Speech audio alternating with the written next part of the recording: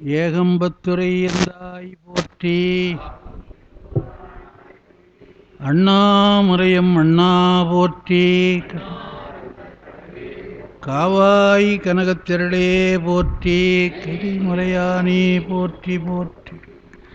திருவாக்கும் செய்கருமம் கைகூட்டும் செஞ்சற்பெருவாக்கும் பேடும் பொறுக்கும் உருவாக்கும் ஆதலால் வானோரும் ஆனை முகத்தானை காதலால் கூப்புவர்தம் கை.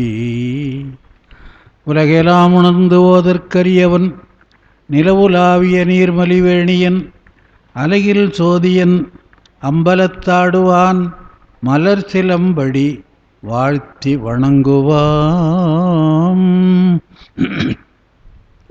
பேயன்ன புறச்சமயப் பிணக்கு நூல் வழி அனைத்தும் பிழையே என்றி வாயன்மை தெளிந்து சைவ சித்தாந்த நெறிதேறி அதீத வாழ்வில் போயெண்மி அஞ்செழுத்தும் திருநீரும் கண்டிகையும் பொருளாக் கொண்ட நாயன்மார் திருக்கூட்டம் பணிந்திரைஞ்சும் பெரும்பேறு நான் பெற்றேனா.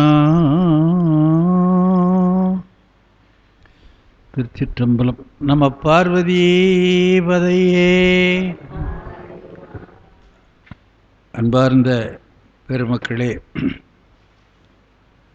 தொடர்ந்து சிந்தித்து கொண்டு வருகின்ற 4ஆம் திருமுறையிலே சென்ற வாரம் திருவாரூரை பற்றிய, சென்ற மாதத்திலே திருவாரூரை பற்றிய 2 பதிகங்களை சிந்தித்து அந்த நிலையிலே நிறைவு செய்திருக்கிறோம். அடுத்த பதிகமாக 21வது பதிகம் 4ஆம் திருமுறையிலே திருக்கோயில் என்ற தலைப்பிலே தொடர்ந்து ஒரு 5-6 பதிகங்கள் கோயிலை பற்றியதாகவே வருகிறது. கோயில் என்று சொன்னால் சைவத்திலே சிதம்பரத்தை குறிப்பது. அதுபோல கோயில் என்று சொன்னால் வைணவத்திலே ஸ்ரீரங்கத்தை குறிக்கும். கோயில்னு சொன்னால் அவர்களுக்கு ஸ்ரீரங்கம், நமக்கு சிதம்பரம். சிதம்பரத்துக்கு எத்தனையோ பெயர் இருக்கிறது, உங்களுக்கு எல்லாம் தெரியும். சிதம்பரம் என்பது பெருவழக்காக இருக்கிறது. மற்ற செய்திகளெல்லாம் பாடல்களிலேயும் புராணங்களிலேயும் வருகின்ற செய்திகள். சிற்றம்பலம், சிற்றம்பலம் என்பது சிதம்பரம் என்றாயிற்று என்று சொல்லுகின்ற வழக்கம் உண்டு. தில்லை என்பது தலமரத்தினாலே வந்த பெயர். தில்லை மரம், தில்லை வனம் என்று தில்லை மரங்கள் சேர்ந்திருந்த காரணத்தினாலே அது தில்லைவனம் எனப்பட்டது. அதுபோல மதுரை கடம்பவனம் என்று சொல்லப்பட்டது. அது கடப்ப மரங்கள் சூழ்ந்த இடம். நம்ம ஊரும் காஞ்சிவனம்தான், காஞ்சிபுரமாயி காஞ்சி வரமாயி அது எப்படியோ காஞ்சி போச்சு. இப்போது காஞ்சின்னு ஒரு மரம் இருக்குது, இருந்தது, இன்னைக்கு இருக்கும், நமக்கு தெரியல. இப்போ உங்களுக்கு எத்தனை மரத்தினுடைய பேர் தெரியும்? பார்த்த உடனே இது இந்த மரம்னு சொல்லுவீங்க. அப்படி வாய்ப்பு இல்லாமல் போச்சு. பழைய காலத்தில் ஐயங்கார்குளம் எனக்கு சொந்த ஊர். தெருவில் நிற்கிற போது விறகு வண்டி போகும். பொம்பளைங்க பார்த்துட்டு அது புளிங்கட்ட போகுது, அந்த வண்டி நிறுத்து அப்படின்னு சொல்லுவாங்க. ஏன்னா அது கொஞ்சம் நின்று ஏறியும் நெருப்பு நிறைய கொடுக்கும். மாங்கட்ட போது, புளியங்கட்ட போது, கொறுக்காப்புளி கட்ட போகுதுன்னு எல்லாத்தையும் சொல்லுவாங்க. ஏன்னா அவங்களாம் அந்த மரத்தை பார்த்தாங்க. இப்போ மரம் எங்கே இருக்குதுன்னு தெரியல. நாமெல்லாம் சபை நடுவே நீட்டோலை வாசியா நின்றான் நெடு மரம்ன்ற மாதிரி நாம் தான் மரமாக நிற்கிறோம். அங்கே மரத்தொட்டியில், அதாவது விறகு தொட்டியில் அவனை போய் கேளுங்க, இது சவுக்கட்டை, இதெல்லாம் காட்டுக்கட்டைன்றான். சவுக்கட்டை மட்டும் நல்லா தெரியுது, எந்த மரம்னு தெரியல. அது நொணாமரமா, புளிய மரமா, வேப்ப மரமா, மாமரமா, இல்ப மரமா தெரியல. அதனால் நான் சொல்கிறேன், சவுக்கட்டை 30 ரூபா, இது நாட்டுக்கட்டை அல்லது காட்டுக்கட்டை. காட்டு மரம்னு சொல்லுவான், நாட்டு மரம்னு சொல்லுவான். இது 25 ரூபா, எது ஒன்றுமோ வாங்கிக்கோ, அவ்வளோதான். இது என்ன விறகுப்பா, அது தெரியாது எனக்கு. அதுபோல் ஆகிப்போச்சு. இப்போ மரத்துக்கு பேரே மறந்து போச்சு. ஒவ்வொரு வீட்லேயும் தோட்டத்தில் நிச்சயமாக ஒரு வேப்ப மரம் வச்சுருந்தாங்க, முருங்கை மரம் வச்சுருந்தாங்க, ஒரு மாடு வச்சுருந்தாங்க.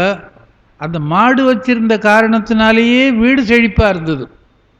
மாடுனாலே செல்வம்னு ஒரு பொருள் இருக்குது. ஏன்னா சுகாதாரத்துக்கு கேடு இல்லாமல் இருந்தது. மாடு இருக்கிறதுனாலே கொசு போன்ற எறும்பு போன்ற பூச்சிகள் வராது. அது ரொம்ப முக்கியம். இப்போது காயில்னு வாங்கி கொளுத்துற மாட்டு சாணத்தில் செய்கிறான். இந்த காயில்லாம் கொசு வச்சின்னு வாங்கி வைக்கிற காயில் பூரா மாட்டு சாணத்தில் செய்கிறது. அன்றைக்கி என்ன பண்ணாங்க பெண்கள்? சாணத்தை போட்டு குழம்பாக கரைச்சிக்கிட்டு வீட்டு தரையை மெழுகினாங்க.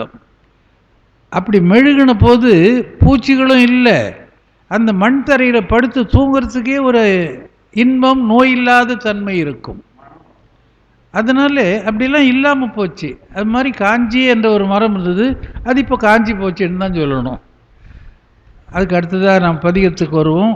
சிதம்பரத்தில் இந்த பதிகத்தை பாடுகிறார். 22வது பதிகம். 4ஆம் திருமுறை குறிப்புரை படித்தாலே அந்த முன்னுரை ரொம்ப அழகாக எழுதுவார் சுவாமிகள். முத்துசு மாணிக்கவாசக முதலியார் என்றிருந்தவர் நம்முடைய கனகசபை வந்தார். எங்கள் அப்பா கல்யாணத்துக்கு வள்ளி திருமணம் சொல்லியிருக்கிறார் அப்படின்னு பத்திரிகை எடுத்து வந்து காட்டினார். ஆரணிக்கு பக்கத்தில் காமக்கூர் என்ற ஊரில் இருந்தவர். அவங்க அப்பா சுந்தர முதலியாரும் பெரிய அறிஞர். முத்து அவங்க தாத்தா பேர், சு அவங்க அப்பா பேர், இவர் மாணிக்க வாசக முதலியார். அதனால் முத்து சு என்பதோடு இவர் சுருக்கமாகவே அழைக்கப்பட்டார். ஆரணி பள்ளிக்கூடத்திலே தமிழாசிரியராக இருந்து அவருடைய புலமையினாலே ஈர்க்கப்பட்டு தருமபுரம் சென்றவர். தருமபுரத்தில் கல்லூரியிலே முதல்வராக இருக்கின்ற அளவுக்கு அவர் தகுதியை உயர்த்தி கொண்டு வாழ்ந்து நமக்கெல்லாம் அறிவு கொளுத்தி மறைந்த பெருமகனார். அவர்கள் இருந்து அணி செய்த ஆதீனம் தொண்டைமண்டல ஆதீனம். எவ்வளவோ நினைவாற்றல், அவரை பற்றி நிறைய சொல்லலாம். அந்த முன்னுரை நல்லா இருக்கும், அதுக்காக சொல்ல இந்த பதிகத்துக்கு முன்னுரை எழுதுகிறார். சொன்னம் பிரகாசிக்கும் தில்லை சிற்றம்பலத்தே அன்னம்பாலிக்கும் தில்லை சிற்றம்பலம் என்று பாடி அப்படின்னு ஆரம்பிக்கிறார். சொன்னம் பிரகாசிக்கும் அன்னம் பிரகாசிக்கும் அப்படின்னு சொல்கிறார். சொன்னம் என்பது சொர்ணம். சொர்ணம் என்றால் பொன். பொன்வேய்ந்த கூரை இருக்கிற காரணத்தினாலே அது பொன்னம்பலம் என்று சொல்லப்படுகிறது என்ற செய்தியும் நமக்கு தெரியும். அதை தொடங்குகிறார். சொன்னம் பிரகாசிக்கும் தில்லை சிற்றம்பலத்திலே அன்னம்பாலிக்கும் தில்லை சிற்றம்பலம் என்று பாடி பணிந்து இருந்த நாட்களில், அதாவது பழைய காலத்தில் வேலை இல்லை. வேலை இல்லைன்னா பரபரப்பு கிடையாது. அதனால்தான் பின்னாலே வந்து சிவபோகசாரத்தில் எழுதினார்கள், பரபரக்க வேண்டாம் பலகாலம் சொன்னேன் வரவரக் கண்டு ஆராய் மனமே அப்படின்னு. மனசே நீ எண்ணிப்பார் அப்படின்னு எழுதுகிறார். அதாவது பரபரப்பில்லாத வாழ்க்கை. ஒரு ஊருக்கு போகிறாங்கன்னு சொன்னால் போய் ஒரு 2 நாள் இருந்துட்டு வருவோம், 4 நாள் இருந்துட்டு வரவோம் அப்படின்றது தான் அந்த காலத்தில் வழக்கமாக இருந்தது. கூட போகிறதெல்லாம் கால்நடையாக இருந்தது. இப்போ கால்நடை நமக்கு முன்னாலே போய்ங்குது.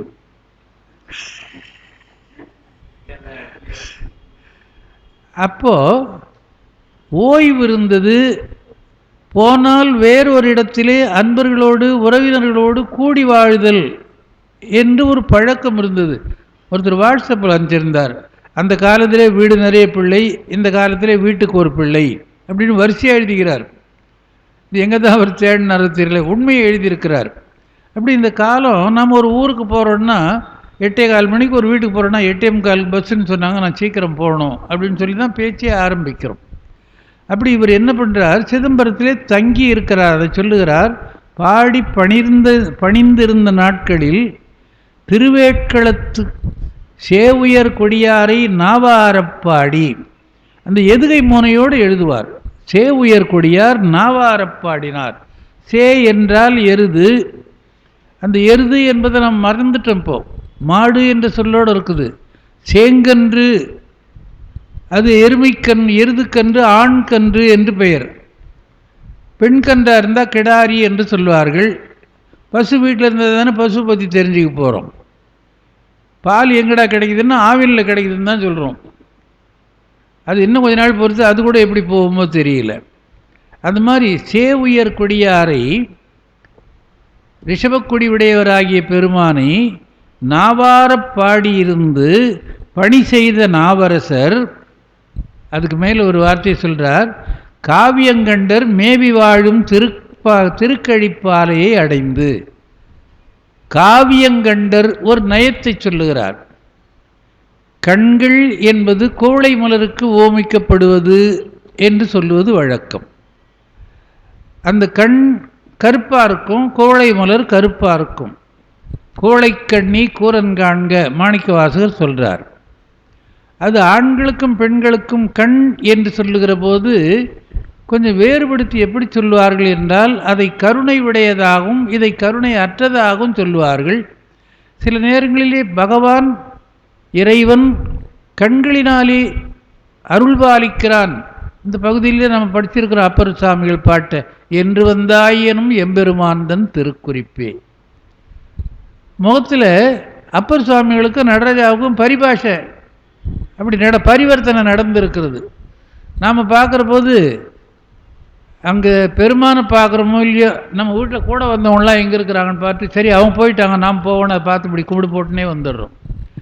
எதுலேயும் நமக்கு அமைதி இல்லை, ஓய்வு இல்லை, அமர்ந்து கேட்டு சிந்திக்கிற எண்ணம் இல்லை. அப்படி இல்லாத நேரமாக போச்சு.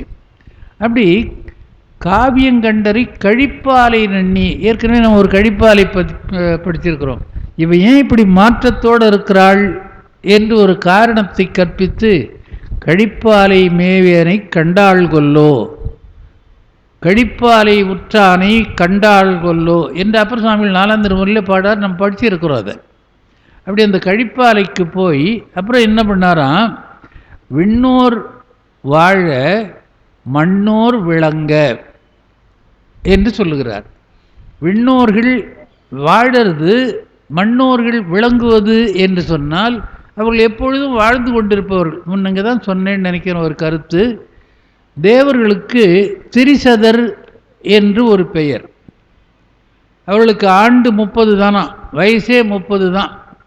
ஆனால் அந்த 30 என்றைக்கும் இருக்கும். திரி தசம் 3/10 தேவர்களுக்கு திரிதசர் என்று ஒரு பெயர். அந்த 30 வயது என்றைக்கும் அப்படியே இருக்கும் என்று சொல்லப்பட்டிருக்கிறது. அதனால் அவர்கள் வாழ்ந்து கொண்டிருப்பதனாலே விண்ணோர் வாழ மண்ணோர் என்ன பண்ணார்களாம், விளங்க வேண்டும். எங்கோ ஒரு மூலையிலே இருந்து போய்விட்டால் மண்ணிலே வாழ்கின்ற மக்களுக்கு பெருமை இருக்காது. அவர்கள் முன்னாலே வந்து இறைவன் தொண்டு செய்து, அடியார் தொண்டு செய்து, பலருக்கும் உதவி செய்து, அதனாலே அவர்கள் விளக்கம் பெற வேண்டும். என்ன எவ்வளோ அருமையான கருத்தை ஒரு வார்த்தையில் எழுதி போகிறார் பாருங்க. ஏன்னா நான் அடிக்கடி சொல்லுவேன், நூல் எழுதிய ஆசிரியரை விட உரை எழுதிய ஆசிரியர் அறிவுள்ளவராக இருக்க வேண்டும். அப்படி இருந்தால்தான் அந்த உரை விளங்கும்.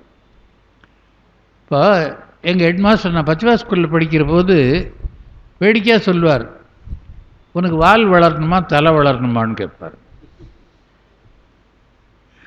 முதல்ல கேட்குற போது அது என்னன்னு புரியாது. டேய் உனக்கு வால் வளரணுமா தலை வளரணுமாடா, தெரியல சார் அப்படின்வான்.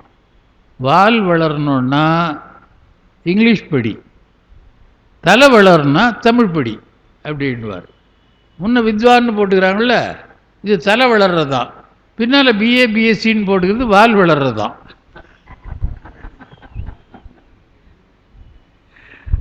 இப்படி ஒன்று சொல்லிவிட்டு என்னத்துக்கு தமிழ் படிக்கணும், அர்த்தம் சொல்லணும்னா என்ன சொல்ல போகிறீங்க நீங்கள்? ஓதாமல் ஒரு நாளும் இருக்க வேண்டாம், ஓதாமல் ஓதாமல் ஒரு நாளும் இருக்க வேண்டாம் இதோட தமிழ் படித்தா அப்படின்னு கிண்டல் பண்ணுவார். அவர் ரொம்ப கெட்டிக்கார மனுஷன். அவருடைய இங்கிலீஷ் நாலெட்ஜு அந்த காலத்தில் யாருக்குமே கிடையாது. அப்படி ஒரு நாலெட்ஜ் அவருக்கு. அந்த மாதிரி எதுக்கு சொல்கிறாருன்னா, மண்ணோர் விளங்க வேண்டும், இருந்த இடத்திலே இருந்து மறைந்து போகக்கூடாது என்பதற்காக அப்பர் பாடினார் என்ற கருத்தை சொல்கிறார். மண்ணோர் விளங்க உழவார பணி செய்து அங்கு அருள் புரியும் மணவாள நம்பி கடல் பரவி. இது ஒரு அருமையான கருத்தை சொல்லணுன்னு இவர் பாடினார். நிரம்ப அழகியர் நித்த மணாளர் அன்னே என்னும். மணவாளன் என்பது வைணவத்துக்குரிய பெயர் என்று தான் நாம் பொதுவாக நினைக்கிறோம். அதுக்கேற்ற மாதிரி சைவத்தில் இருக்கிறவங்க மணவாளர்னு யாரும் பேர் வைக்கிறது இல்லை. ஆனால் பெருமானுக்கே நித்த மணாளர், மணாளர் ரெண்டும் ஒன்று தான். மணவாளர் மணாளர் ரெண்டும் ஒன்று தான். இவர் என் மணாளர் என்று கணவனை சுட்டுகிற வழக்கம் உண்டு, மணவாளர் என்று சொல்லுகிற வழக்கம் வழக்கில் ரெண்டும் இருக்கிறது. நித்த மணாளர் நிரம்ப அழகியர் சித்தத்திருப்பரால் அன்னே என்னும் மாணிக்கவாசகர். அந்த மணவாள நம்பிக்கடல் பரவி மீண்டும் தில்லை தொழ நினைந்து இது வரைக்கும் உரையாக எழுதினார். அப்புறம் பாட்டு எழுதுகிறார். நினைப்பவர்தம் மனங்கோயில் கொண்டருளும் அம்பலத்து நிறுத்தனாரை தினைத்துணையாம் பொழுது மறந்துய்வேனோ எனப்பாடி தில்லை சார்ந்தார். இது பெரிய புராண பாட்டு. பெரிய புராணம் இல்லாமல் தேவாரத்தை சிந்திக்கிற போது சில கருத்துக்கள் விட்டு போகும். தேவாரம் இல்லாமல் பெரிய புராணத்தை நினைக்கிற போதும் சில கருத்துக்கள் விளங்காமல் போகும். இது ரெண்டும் ஒன்றுக்கொன்று இரட்டை பிறவிகள் போல. நீங்கள் தேவாரத்தை படித்து அந்த பகுதி எங்கே இருக்குதுன்னு பெரிய புராணத்தில் தேடினீங்கன்னா அதுக்கு விளக்கம் கிடைக்கும். பெரிய புராணத்தை படித்து இது அப்பர் சுவாமிகள் தேவாரமாச்சு, இது சுந்தரர் தேவாரமாச்சு, இது தேவாரத்தில் எப்படி சொல்லியிருக்கிறார்கள் என்று பெரிய புராணத்தை அங்கெடுத்து ஒப்பிட்டு பார்த்தாலும் வரும், தேவாரத்தை இங்கெடுத்து ஒப்பிட்டாலும் வரும். அந்த மாதிரி தில்லைக்கு போனார் என்று சொல்லுகிறார். அது பெரிய புராணத்தில் சேக்கிழார் அந்த வரியை சொல்கிறார், அதை கொண்டு வந்து இங்கே சேர்க்கிறார். நினைப்பவர்தம் மனங்கோயில் கொண்டருளும் அம்பலத்து நிறுத்தனாரை தினைப்பொழுதும் மறந்து உய்வேனோ எனப்பாடி தில்லை சார்ந்தார். பெருமான் யார்? அதுக்கு விளக்கம் சொல்றது சேக்கிழாருடைய பெரிய புராணம். அவர் யார்? நினைப்பவர்தம் மனம் கோயில் கொண்டருளும் அம்பலத்து நிறுத்தனார். ரெண்டு காரியத்தை சொல்றார். யார் நினைக்கிறார்களோ உள்குவார் உள்ளத்தாய் என்று பாடுறோம். யார் நினைக்கிறார்களோ மனக்கோயில் கொண்டருளுகிறார்கள், மனத்திலே கோயிலாக கொள்ளுகிறார் அப்படின்னு சொல்கிற போது நினைக்கிறவர்கள் மனத்திலே இருக்கிறார். இப்போ நம்ம சொல்கிறோம், திடீர்னு நம்ம வீட்டுக்கு ஒருத்தர் வரார், இப்போ தாங்க உங்களை பற்றி நினச்சேன், நீங்கள் வந்து நிற்கிறீங்க. ஏன்னா உள் உணர்வு ஒத்து இருக்கும். அதனாலே அந்த ஒத்த உணர்வீர்கள் என்ன செய்தாலும் இங்கே அடித்தா அவனுக்கு ஒலிக்கும். நான் சும்மா பழமொழி சொல்கிற வழக்கம், கும்பகோணத்தில் அடித்தானா குற்றாலத்தில் துடிச்சு தான் அப்படின்னு. ஆனால் உண்மையாகவே ஒத்த அன்பினராக இருந்தால் அவருக்கு தீங்கு நேருகிறது என்று இருக்கிறவர்களுக்கு தெரியும். அது உணர்வினாலே ஒன்றி போனவர்கள். அந்த மாதிரி அம்பலத்து நிறுத்தனாரை அவர் யார்? நினைப்பவர்தம் மனங்கோயிலாக கொண்டவன். தினைப்போதும் பிரிந்திருக்க முடியுமா என்று போகிறாராம். போனவர் பாடுகிறார். அவர் என்ன பாடுறார்? அங்கு அடியவர்க்கு எளியவனாகிய பெருமான் இருக்கிறான் என்று வேறு பதிகத்தை நினைவுபடுத்துகிறார். அரியானை அந்தணர்தம் சிந்தையானை இந்த பதிகெல்லாம் பாடிக்கொண்டு வருகிற போது பொன்னம்பலத்துள் நின்று ஆடல் புரியும் நிறுத்தனாரை பன்னும் அதிசயமாம்படி பாடி அருஞ்சொல்வளச் செஞ்சொல் பதிகம் பாடினார் என்று அவ்வளோ தூரம் முன்னுரையை சொல்லி அதுக்கு பின்னாலே பதிகத்துக்கு வருகிறார். பதிகம் கொஞ்சம் எளிமையான பதிகம்தான். அவர் என்ன சொல்கிறார்? பொன்னம்பலத்துள் நின்று ஆடல் புரியும் நிறுத்தனாரை, பொன்னம்பலம் தெரியும், ஆடல் புரிவு தெரியும், நிறுத்தனார் அப்படின்னா நடராஜன். நிறுத்தம்னா நடனம், நர்த்தனம் செய்து, நர்த்தனம் என்றாலும் நிறுத்தம் என்றாலும் நடனம் என்று பொருள். அம்பலத்து ஆடல் புரியும் நிறுத்தனாரை பின்னும் அதிசயமாம்படி பாடிய அஞ்சொல் வாய் செஞ்சொற்பதிகம். அங்கேயும் ஒரு நியாயம் வைக்கிறார். அஞ்சொல் வாய் செஞ்சொல் பதிகம். வாயிலிருந்து, அழகான வாயிலே இருந்து செம்மையாக வந்த பெருமானுடைய செஞ்சொல் பதிகம், செம்மையான பதிகம். அந்த வார்த்தைகள் குற்றமுடையது கிடையாது.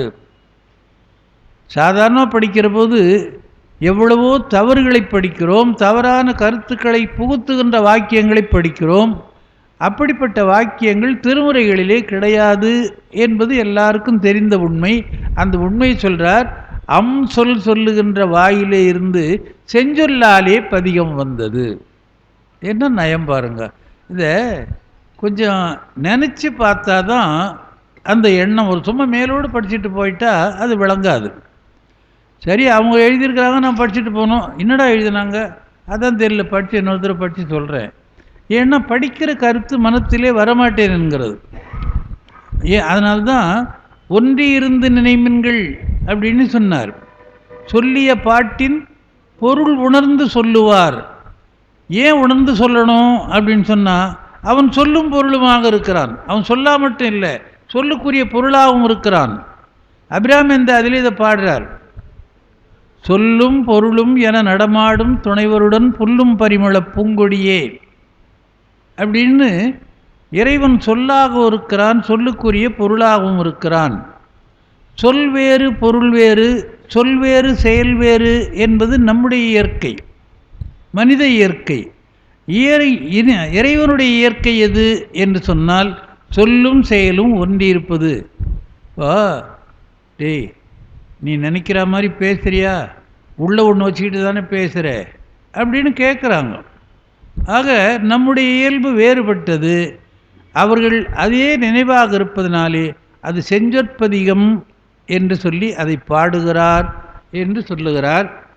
இங்கு முதல் பாட்டில் செஞ்சடை கற்றை முற்றத்து இளநிலாயெரிக்கும் சென்னி நஞ்சடை கண்டனாரை காணலாம் நரவனாறு மஞ்சடை சோலைத்தில்லை மல்கு சிற்றம்பலத்தே துஞ்சடை இருள் கிழிய துளங்கு எறி ஆடுமாறே. முதல் பாட்டு. இந்த முதல் பாட்டில் என்ன சொல்கிறார்? செஞ்சடை கற்றை முற்றத்து இளநிலா எரிக்கும் சென்னி. தலையிலே நிலா இருக்கிறது, அவ்வளோதான். அதற்கு எத்தனை அடமொழி பாருங்க. எங்கே இருக்கிறது? செஞ்சடை கற்றை முற்றத்து இருக்கிறது. முற்றம் என்றால் வாசல், பேரிடம், பலர் கூடுகின்ற இடம், நான்கு ஒன்றாக வந்து சேருகின்ற இடம். இதற்குத்தான் முற்றம் என்று பெயர். முன்னெல்லாம் முற்றத்தில் உட்காந்து சாப்பிட்டோம், முற்றத்தில் படுத்துன்னு விளையாடுறோம், முற்றத்தில் உட்காந்து படுத்து தூங்குகிறோம், முற்றத்தில் சேர்ந்து விளையாடுறோம் என்று இருந்தது. வீடு என்று இருக்கிற போது அதுக்குள்ளே ஒரு முற்றம் என்று இருக்கும். முற்றம் என்றால் நாலு பக்கம் சேர்ந்து கூடி வருகின்ற வெளியே இருக்கிற இடை, வாசல் அப்படின்னு சொல்கிறோம். இப்போ வாசலும் இல்லை, திண்ணையும் இல்லை, எல்லாம் இல்லை. 2BHK தான் இப்போ எல்லாம். விளம்பரம் சொல்கிற போதே 2BHK, 2 பெட்ரூம், ஒரு கிச்சன், ஒரு ஹால். அதில் எத்தனை பேர் தங்கலாம்னா 2.5 பேர் தங்கலாம், 2 பேர் தங்கலாம், ஒரு குழந்தை தங்கலாம், அவ்வளோதான். அதனால முற்றம் என்பது இப்படியெல்லாம் வாழ்ந்த வாழ்க்கையிலே யாருமே நோய்வாய்ப்பட்டவர்கள் இல்லை. அதை நம்ம நல்லா எண்ணி பார்க்கணும். ஏன்னா இயற்கை அவர்களை வாழ வைத்தது.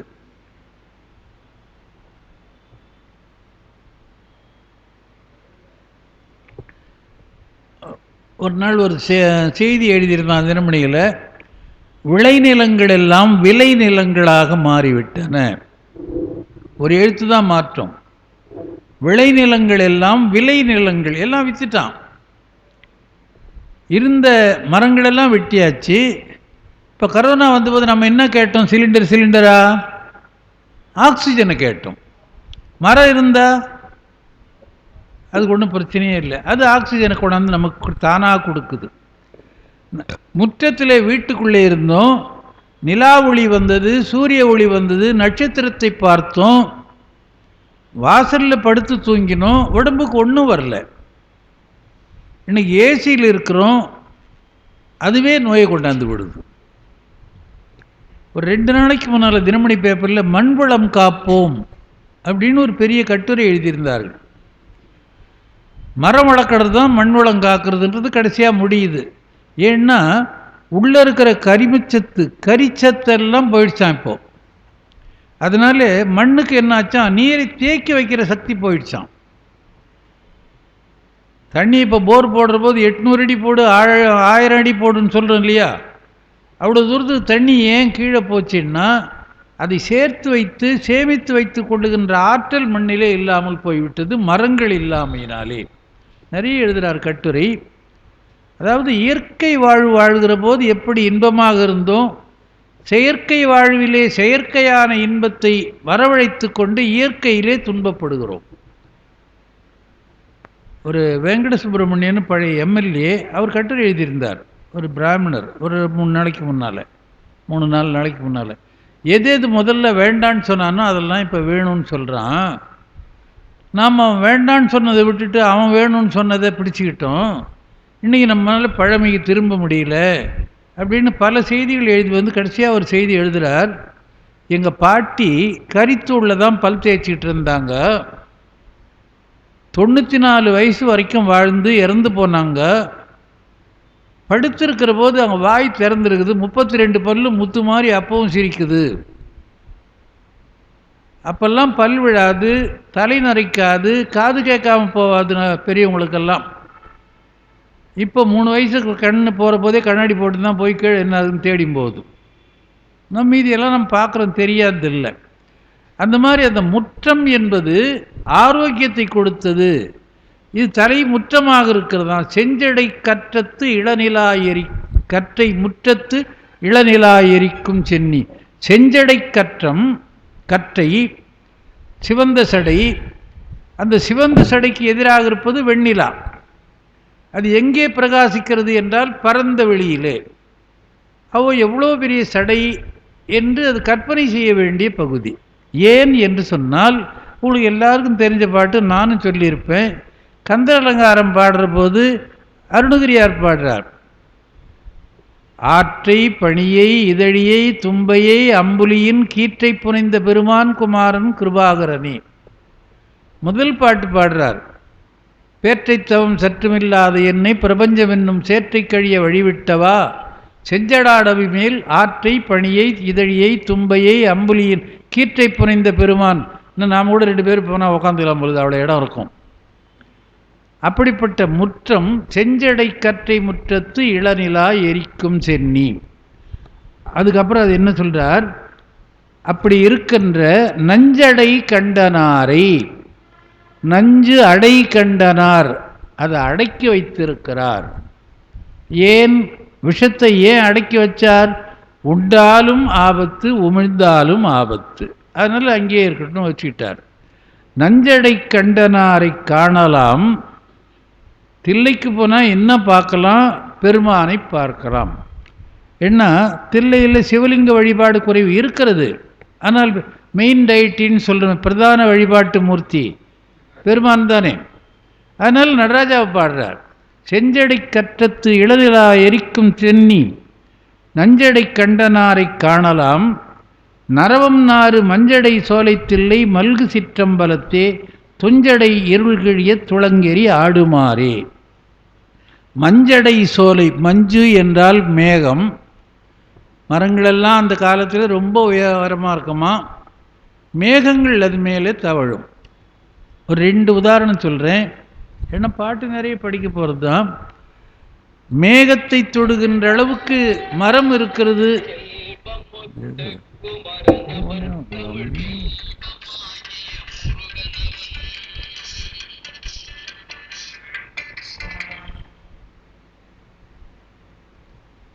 வேலை இல்லாத நேரத்தில் அதாவது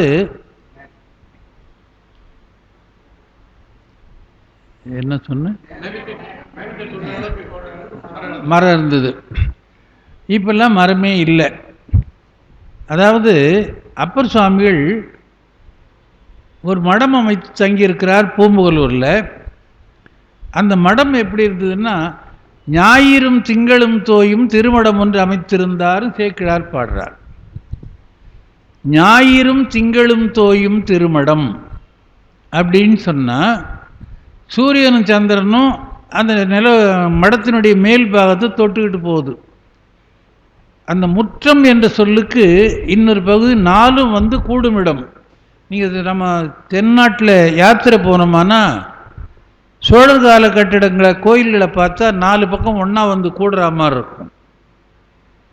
அதுதான் முற்றம் என்று பெயர். அந்த உயரத்தில் இருக்கிறத அவ்வளோ மாளிகை மேலே சூரியன் தவழுகிறான், சந்திரன் தவழுகிறான் என்று பெரிய புராணம் சொல்லுகிறது.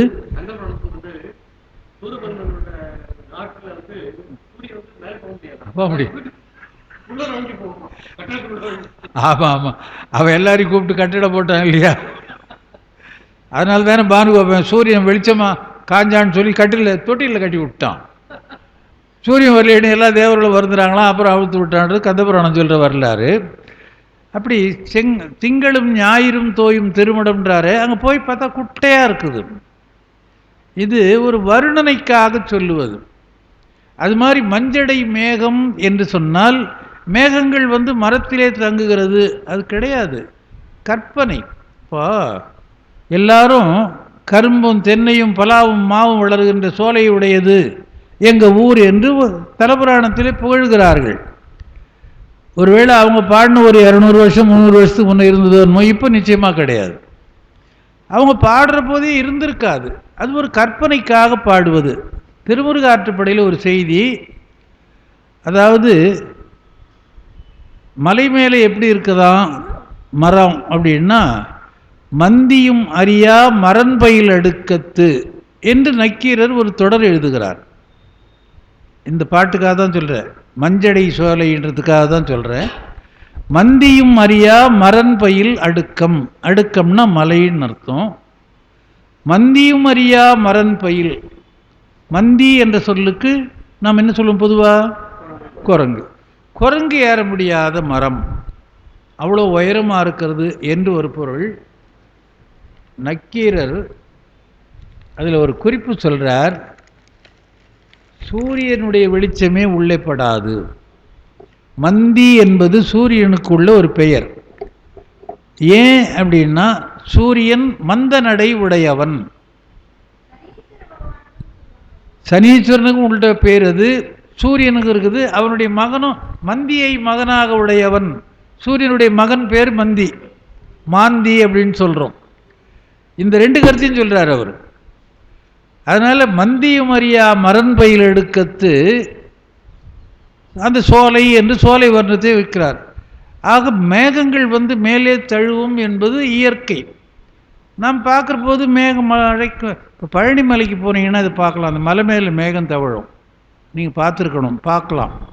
அப்படி மஞ்சடை சோலை தில்லை, மேகங்கள் சூழ்கின்ற சோலைகளை உடைய தில்லை சிற்றம்பலத்திலே மல்கு சிற்றம்பலத்தே என்றும் பொங்கி வளர்கின்ற சிற்றம்பலத்திலே துஞ்சடை இருள் கிழிய, துஞ்சு அடை இருள், இருள் என்றாலே நெருக்கமாக இருக்கும், அது அடைவாக தங்கி இருக்கிறது அப்படின்னா நெருங்கி இருக்கிற இருள் கிழிய துளங்கு ஏறி ஆடுமாறே. இந்த பாட்டை மறுபடியும் படிக்கிறேன், அந்த பாட்டை தான் சொல்ல போகிறது பின்னால்.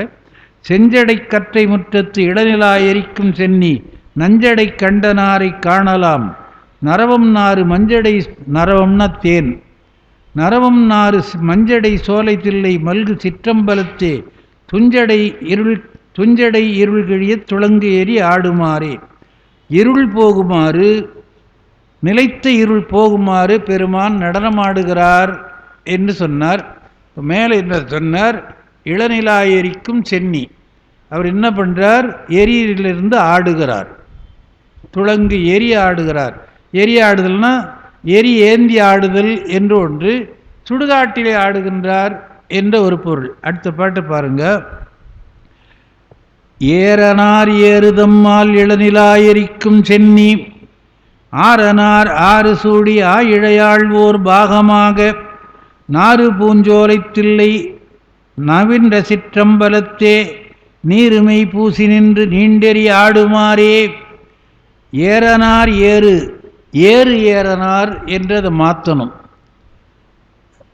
ஏறு வாகனத்தின் மேலே ஏறக்கூடியவர் தம்பால் தன்னிடத்திலே இளநிலா எரிக்கும் சென்னி. அதைத்தான் நானும் சொல்ல வரேன், அதுக்கு தான் ஒரு உதாரணம் சொல்ல போகிறேன். முதல் வரி இளநிலா எரிக்கும் சென்னி, மதிநிலா, ஏதோ ஒரு பிறை நிலா என்று அதைத்தான் முதல் வரியில் சொல்கிறார். கடைசி வரையில் நீண்டெறி ஆடுமாறே, அனல் எரி ஆடுமாறே, கனல் எரி ஆடுமாறே என்று எரியாடுவதை சொல்லுகிறார். இதற்கு இப்போ இந்த 11 பாடல்களிலேயும் என்ன சொல்றார்? மேலே நிலவு, கீழே நெருப்பு, இதைத்தான் சொல்றார். எல்லா பாட்டு பார்த்தா நடுப்புற வர 2 வரி தில்லையினுடைய வளத்தை சொல்லும், சிற்றம்பலத்தினுடைய வளத்தை சொல்லும். இது ஏண்டா இதை சொல்றார் என்று சொன்னால், இரட்டை புலவர்கள் ஒரு பாடல் பாடி இருக்கிறார்கள். அந்த பாடல் எங்கே எழுதி வச்சேன்னு தெரியல, ஒரு வரிக்கு மேலே எனக்கு நினைவுக்கு வரல. அவங்க என்ன பண்ணுறாங்க, இந்த நடனத்தை பற்றி அதில் ஒரு குறிப்பு வருது, பாடுறாங்க. இப்போ அன்னமாய் விசும்பு பறந்து அயன் தேட அங்கனே பெரிய நீ தெரியும், விசும்பு பறந்து தலையை காணலை. திருமாலும் பன்றியாய் சென்றுணரா சேவடி எல்லாருக்கும் தெரியும். அப்போது ஒரு அன்பர் சொன்னார், அதை சிந்திக்க வேண்டியதாக இருக்குது. வானமுகட்டையும் பாதாளத்தையும், பாதாளம் கீழினும் 7 சொற்கழி பாதமலர் போதார்ப்பனை முடியும் எல்லா பொருள் முடிவே, இந்த பாட்டுக்கு வச்சின்னு ஒரு அன்பர் சொல்கிறார். அது யோசனை எப்படின்னு நீங்கள் பாருங்கள். பிரம்மன் தாழம்பூ வந்ததுன்னு சொன்னானே, அது 2 வகையில் தவறாக இருக்கிறது. எப்படி தவறாக இருக்கிறது என்று சொன்னால், அனல் பிழம்பாக நிற்கிறான் பெருமான், அங்கே தாழம்பு வாடாமல் இருக்குமா? அது சிந்திக்க வேண்டியதாகவும் விவாதத்துக்குரியதாகவும் இருக்குது. அதுக்கு மேலே எவ்வளவோ தூரத்திலிருந்து தாழம்பூ வந்தது, அதை பிரம்மன் பார்த்தான், நீ சாட்சி சொல் என்று சொன்னான் என்று சொன்னால், முடியே பார்க்க முடியல, முடி முட்டி இருக்கிறது, முட்டி இருக்கிற முடியல தாழம்பூ எங்கே இருக்கும்? அதை அவன் பார்த்துருப்பானா என்று கேட்கிறார். இது சிந்தனைக்குரியது தானே.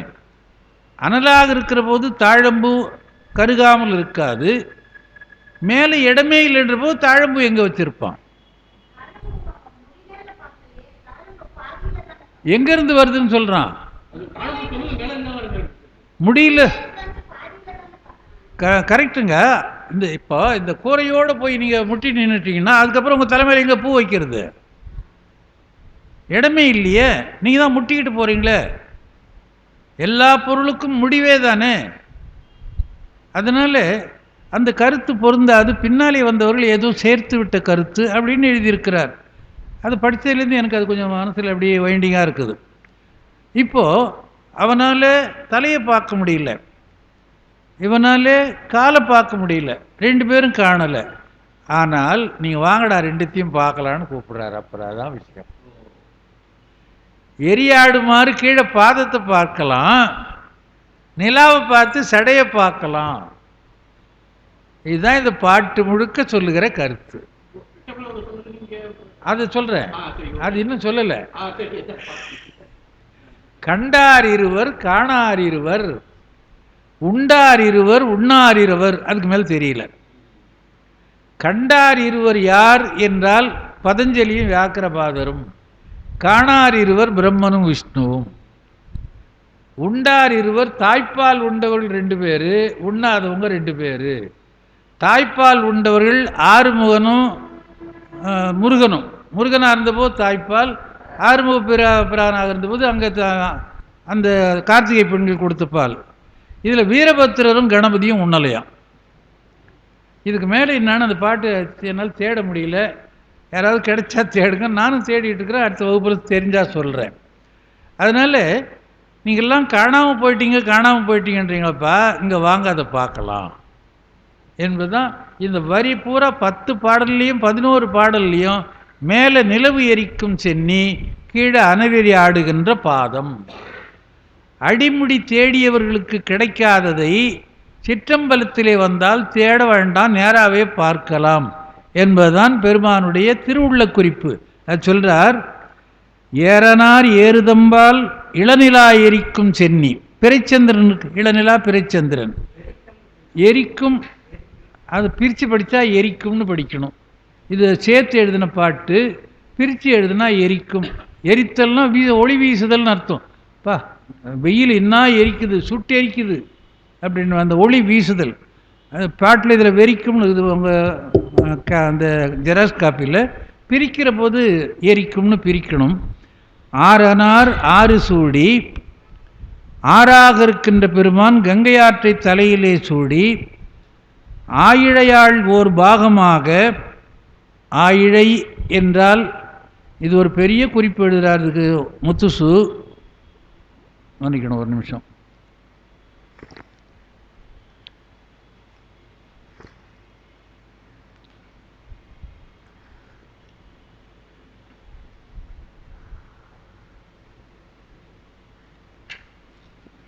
இல்லைங்கய்யா, அம்மா வராங்க. அது வராங்க. அதாவது இப்போ இலக்கணம்னா அது என்னான்னு கேட்குற அளவுக்கு ஆகிப்போச்சு. இலக்கணத்தில் ஆகுபெயர் அன்மொழித்தொகை என்று 2 வரும். இது ஆகுபெயரா அன்மொழித்தொகையா என்பதில் பல பேருக்கு கருத்து மாற்றம். ஆகுபெயர் என்று சொன்னால் ஒன்று ஒன்றுக்கு ஆகி வருவது. அன்மொழித்தொகை என்றால் ஒரு சொல் அதோடு சம்பந்தமில்லாத ஒரு பொருளை குறிப்பது. இதுதான் சுருக்கமான விளக்கம். இப்போ வீட்டுக்கு என்னடா பண்ணுறேன், ஏன் வெளியவே காணும் ஆளை, நான் வெள்ளை அடிச்சிங்கிறம்பா அப்படின்னு சொல்கிறோம். வெள்ளை அடிக்கிறோன்னா என்ன அர்த்தம்? சுண்ணாம்பு அடிக்கிறோன்னு அர்த்தம். வெள்ளைன்னு ஒரு பொருள் இருக்குதா? வெள்ளை நிறமுடைய பொருளை அங்கே அடிக்கிறோம். இது ஆகு பெயர். ஒரு பொருள் ஒரு பொருளுக்கு ஆகி வருகிறது. ஒரு பொருளுக்கு ஆகி வருவதனாலே அது ஆகு பெயர். இன்னைக்கு இலக்கணம் சொல்கிற ஆளே கிடையாது.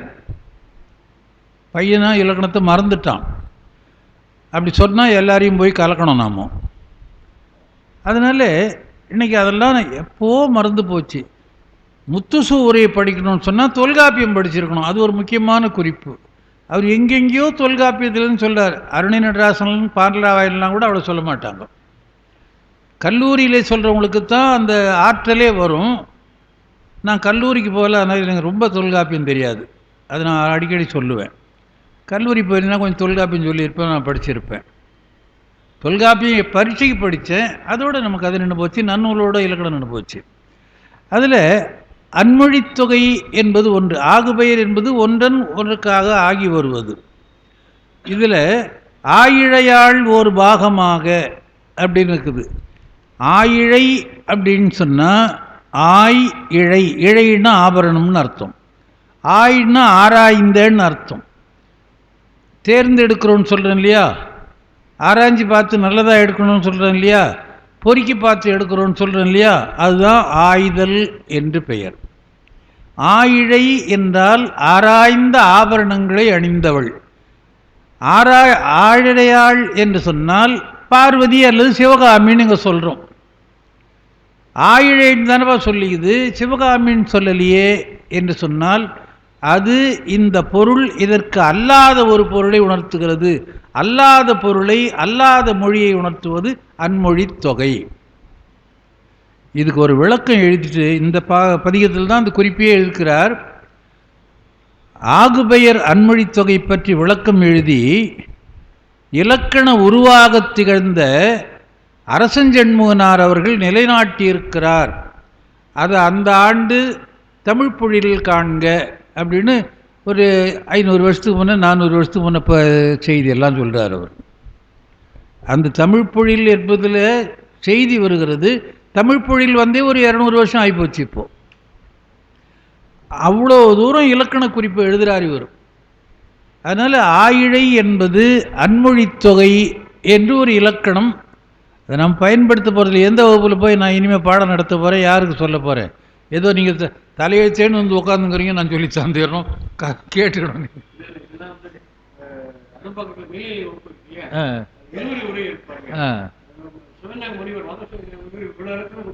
நிறைய சிவஞான முனிவர் விளக்கம் இந்த பதிகத்துக்கே நிறைய எழுதுகிறார். அதாவது தொட்ட இடமெல்லாம் அப்படியே மணக்குது. அது எவ்வளோ அறிவு இருக்கணும் அவருக்கு. அவங்களுக்கெல்லாம் நம்ம எவ்வளோ வணக்கம் சொல்லணும். அது படிக்கிறதுக்கே ஒரு பேர் இருக்கணும் நமக்கு. அதனால் என்ன சொல்ல வரேன்னா,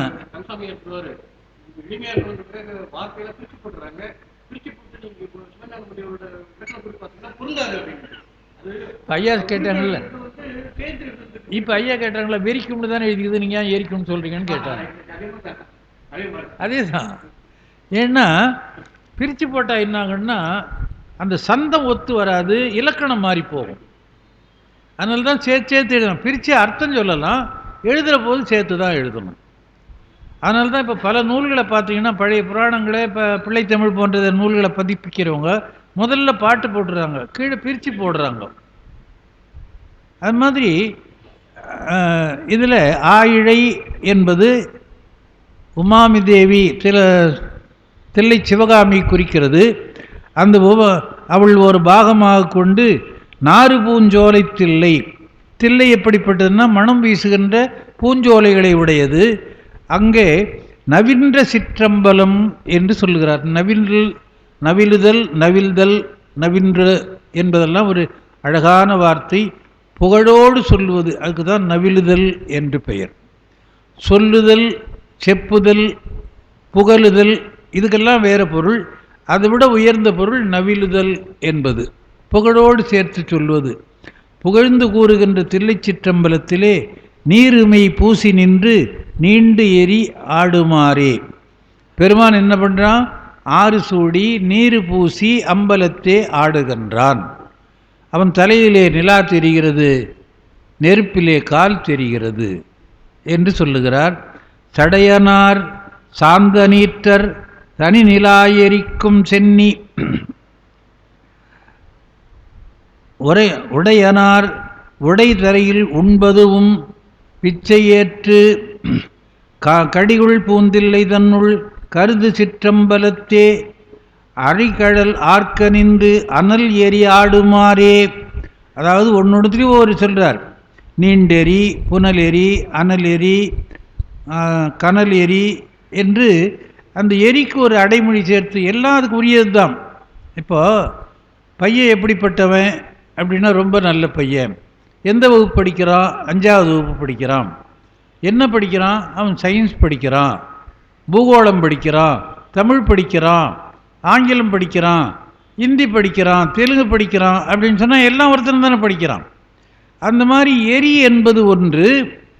அது கனலுகின்ற போது கனல் எரி, அனல் வீசுகின்ற போது வெப்பமாக இருக்கிற போது அனல் எரி, விளங்கி தோன்றுகிற போது விளங்கெறி, அதை தூண்டு விட்டு எரிகிற போது தூண்டெறி. இப்படியெல்லாம் ஒரு இலக்கணத்தை சொல்லி அந்த பாட்டை அப்பர் சுவாமிகள் பாடுறார். இங்கே பாடுற போது அனல் எரி ஆடுமாறு என்றார். முதல்ல என்ன சொல்றார்? சடையனார், பெருமானுக்கே உரிய தனிச்சிறப்பு. பிஞ்சகன் என்ற பெயர் வேறு எந்த தெய்வத்துக்கும் கிடையாது. பிஞ்சகன் என்றால் சடைக்கோலம் உடையவன். இந்த பேரு தான் அப்பர் சுவாமிகளுடைய அப்பாவுக்கு வச்சாங்க. முன்னெல்லாம் கொஞ்சம் காலத்துக்கு முன்னே சடையாண்டி என்ற பேர் கூட வச்சுருந்தாங்க. இன்றைக்கி அதெல்லாம் தெரியல. சடையாண்டின்னா என்னான்னே தெரியல, பிச்சாண்டின்னா என்னான்னு தெரியல. தாந்தோன்றின்னு பேர் வச்சுருந்தாங்க கொஞ்ச நாளைக்கு முன்னால். நான் நிறைய பேரை கேட்டிருக்கிறேன், நிறைய பேரை பார்த்துருக்கிறேன். பெருமானுக்கு தானே தோன்றியவன், அதனால் தாந்தோன்றி என்று பெயர். அது வழக்கத்தில் தாந்தோணி தாந்தோணி அப்படின்னு மருவி இப்போ அந்த பேர்லாம் இல்லை, அதையே போயிடுச்சு. அந்த மாதிரி சடையனார், இவர் சடையை உடையவர். சாந்த நீற்றர், மெய்யலாம் வெந்நீர் சன்னித்தமேனியன் தாழ்தொடாதே சந்தனமும் அடரு பூசி என்றெல்லாம் திருமுறையில் பார்க்குறோம். சாந்தமும் நீரும் சந்தனமும் திருநீரும். முன்னெல்லாம் பிள்ளைத்தமிழ் பாடுற போது முதல் பருவம் காப்பு பருவம், அன்பர்கள் பலருக்கும் தெரிஞ்சிருக்கும். 10 பருவத்தில் பாடுவார்கள், காப்பு பருவம் என்று பாடுவார்கள். அதில் முதல்ல திருமாலை பாடுவார்கள். திருமால் தான் காக்கும் கடவுள் என்பதனாலே திருமாலுக்கு தான் துதி இருக்கும். பின்னாலே 30 முக்கோடி தேவர்கள், சிவபெருமான், விநாயகர், சுப்பிரமணியர் யார் வேணாலும் பாடுவாங்க. கொஞ்சம் பிற்காலத்தில் வள்ளலார் காலத்துக்கு பின்னாலே திருநீரு, உருத்திராட்சம், பஞ்சாட்சரம் இந்த 3க்கும் காப்பு பருவம் பாட ஆரம்பித்தார்கள். பஞ்சாட்சரத்துக்கு பாடி அது இந்த குழந்தையை காப்பதாக, உருத்திராட்சம் இந்த குழந்தையை காப்பதாக, விபூதி இந்த குழந்தையை காப்பதாக என்று அப்படி பிற்காலத்திலே அதுபோல் பாடல்கள் நிறைய வந்துவிட்டது. குமரகோட்டை முருகன் பிள்ளை தமிழ் என்று ரொம்ப நாளாக தேடிக்கிட்டு இருக்கிறேன். எங்கிட்ட இருந்து செல்லு கொடுத்துட்டு அது செல் அடிச்சு எடுத்து போட்டு அது கிடைச்சா உரை எழுதணும் அப்படின்னு யார்கிட்டோ சொல்லிக்கிறேன். இப்போ தான் ஒரு நம்பிக்கையான செய்தி திருச்சியிலிருந்து முரளிதரன் என்ற ஒரு அன்பர் சொல்லிக்கிறார், ஐயா உங்களுக்கு அந்த புஸ்தகம் கிடைச்சிரும், நான் அனுப்புகிறேன் அப்படின்னு. ஏன் அதை சொல்கிறேன்னா, அதில் அந்த பாட்டு இருக்கிறது. அரண்வாயில் வேங்கட சுப்பு பிள்ளை என்பவர் எழுதியது. அவர் யாருன்னா வள்ளலாருடைய மாணவர். அதெல்லாம் படித்தேன். அது எங்கேயோ ஒரு இடத்துல மழை ஒழுகிற இடத்துல வச்சுட்டேன். அதை செல்லரிச்சு போச்சு. ஐயா கேட்டாங்க என்ன விநாயகர் பிள்ளை தமிழ் எழுதுந்து. அது செல்லரிச்ச புத்தகம் மாதிரி தான் ஒன்று கொடுத்தேன் அவருக்கு. அப்படி நிறைய புத்தகம் போயிடுச்சு. அது மட்டும் இல்லை, ஒரு திருமுருகாற்றுப்படைக்கு ஒரு அருமையான உரை. அந்த மாதிரி உரையை நம்ம இனிமேல் கனவுல கூட பார்க்க முடியாது. அந்த புத்தகம் போயிடுச்சு. பொன்ஷன் நான் கொடுத்தார், இதை வச்சுக்க பாவனுக்கு உதவொன்று. அவர் எனக்கு கொடுத்தார், நான் செல்லு கொடுத்துட்டேன். அந்த மாதிரி அந்த அரண்வாயில் வெங்கட சுப்பு பிள்ளை காஞ்சி குமரகோட்டை பிள்ளை தமிழ்னு எழுதியிருக்கிறார். அதில் அந்த விபூதி ருத்ராட்சம் பஞ்சாட்சரம் மூணும் காக்கட்டும் என்று தனித்தனியாக பாட்டு எழுதியிருக்கிறார். அந்த மாதிரி சடையும் அது எல்லாவற்றையும் காக்கிறதுனாலே திருநீரும் சாந்தும் அணிந்து சாந்த நீற்றர் தனி நிலா எரிக்கும் சென்னி.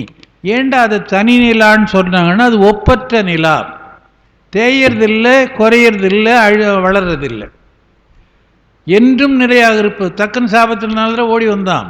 தலையை எடுத்து நீ வளருவதும் தேய்வதுமாக இருக்கணுன்ற கொடுத்த சாபத்தை மாற்றி இளநிலாவாக வச்சுக்கிறாய். செஞ்சடை கற்றத்து இளநிலா எரிக்கும் கற்றை முற்றத்து, அதனை முதல்லையே சொல்கிறார். அதனால் இளநிலா, பிறை நிலா, இளந்திங்கள் என்றெல்லாம் தான் எல்லா பாட்டிலையும் வரும். அதே மாதிரி இங்கே தனி நிலா என்று சொல்லுகிறார். மறையுடையாய் தோலுடையாய் வார்சடை மேல் வளரும் பிறையுடையாய். எல்லார் பாடினாலும் இது தானே பாடணும், வேறு என்ன பாடுறது? பெருமான் என்று சொன்னால் அவன் தோற்றத்தை சொல்லுகிற போது இந்த தோற்றங்கள் என்னென்ன இருக்கிறது என்று சொல்லுவோம். ஆற்றலை சொல்லுகிற போது யமனை உதைத்தவன், கடல் விஷம் உண்டவன், ஆனையை உரித்தவன், புலித்தோலை போர்த்தவன், இதுதான் சொல்ல போகிறோம். ஆனால் சொல்லுகின்ற முறையில் இருக்கிற வேறுபாடு நம்முடைய உள்ளத்தினுடைய உணர்வுகளை தூண்டும். அது மாதிரி இங்கே என்ன சொல்லுகிறார்? தனிநிலா என்று சொல்லுகிறார். கடிகுள் உடையனார், அதாவது சடை உடையவர், வெந்நீர் அணிந்தவர், சந்தனம் அணிந்தவர், பிறை அணிந்தவர். அவர் எங்கே இருக்கிறார்? கடிகுள் பூந்தில்லை தன்னுள். கடின்னா வாசனை. மனம் வீசுகின்ற தில்லை நகரத்துக்குள்ளே கருது சிற்றம்பலத்தே அடிகடல் ஆர்க்க நின்று அனல் எரி ஆடுமாறே. அனல் என்ற இப்போ நம்ம சொல்கிறோம்ல, கும்டி போட்டால் அதிலிருந்து அனல் வருது. அனல் என்பது வெப்பம் மட்டும் வெளியே வீசுவது, உள்ளே எரிவது. கனல் என்பது உள்ளுக்குள்ளவே கனன்று கொண்டிருப்பது. அப்படி பல சொற்களை சொல்லுகிறார். அனல் எரி ஆடுமாறே சாந்தம் மீது என்று எம்பெருமான் அணிந்த நீர் கொண்டார் இடர்களையாய் நெடுங்களம் மேயவனே என்று சொல்லுவார்.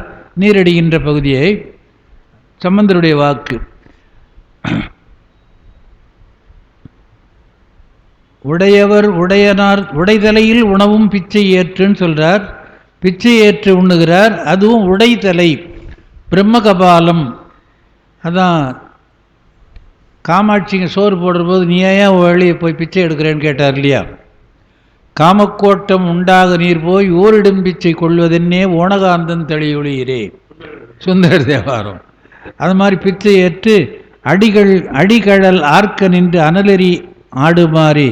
அடி என்றால் திருவடி, அந்த கடல் என்றால் அதில் அணிகின்ற வீரக்கடல் சிலம்பு. அடிக்கடல் ஆர்க்குமாறு, ஆர்த்தல் என்றால் ஒலித்தல், அது சிலம்பு ஓசை. இந்த சிலம்பு ஓசை தான் சேரமான் பெருமாள் நாயனாருக்கு கேட்ட ஓசை. ஒரு நாள் பெருமான் சுந்தரரோடு தொடர்பு படுத்த வேண்டும் என்பதனாலே சிலம்பொலி கேட்பதை தாமதிக்க, பெருமான் என்னுடைய பூஜையிலே குறை இருக்கிறார், பெருமானுக்கு என்னுடைய பூஜையிலே குறை உள்ளது போலும் என்று சேரமான் பெருமாள் வருந்த பின்னாலே கலகலை என்று ஆர்ப்பு காட்டி சுந்தரன் இருந்து என்னை பாடிக்கொண்டிருந்தான். அந்த ஓசையிலே நான் மயங்கி விட்டேன் என்று அவருக்கு சொல்லி சுந்தரரை நட்புப்படுத்துகிறார். அந்த சிலம்பொலி தான் இங்கே சொல்லுகிற அடிக்கடல் ஆர்க்க நின்று ஆடுகின்ற ஒலி.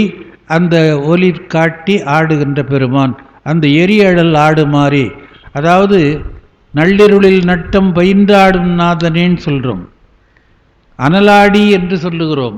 எல்லாம் இந்த பொருளை குறித்தது தான். பை அரவு அசைத்த அல்குல், இதுவும் நான் முன்ன சொன்ன அன்மொழித் தொகை. பையரவு அசைத்த அல்குல், அல்குலை உடையவள். பையினா படம், அரவுன்னா பாம்பு. பாம்பு படம் போன்ற அல்குலை உடைய கங்கையாளை தலையிலே சூடி பனிநிலா எரிக்கும் சென்னி. கங்கை சொல்றதுனால அது குளிர்ச்சியாக இருக்கணும் இல்லையா, அதனால் பனிநிலா என்று சொல்லுகிறார். மையறி கண்ணினாலும் மாலும் ஓர் பாகமாகி, இங்கே அந்த உண்மையை சொல்கிறார். அப்புறம் வேறு இடத்துல பாடுற போது அரியலால் தேவி இல்லை ஐயன் ஐயாரனார்க்கே என்று சொல்வார். சிவபெருமானுடைய தேவியாக திருமாலும் இருக்கிறார், உமாதேவியும் இருக்கிறாள். அதனால் ரெண்டுத்தையும் சொல்கிறார்.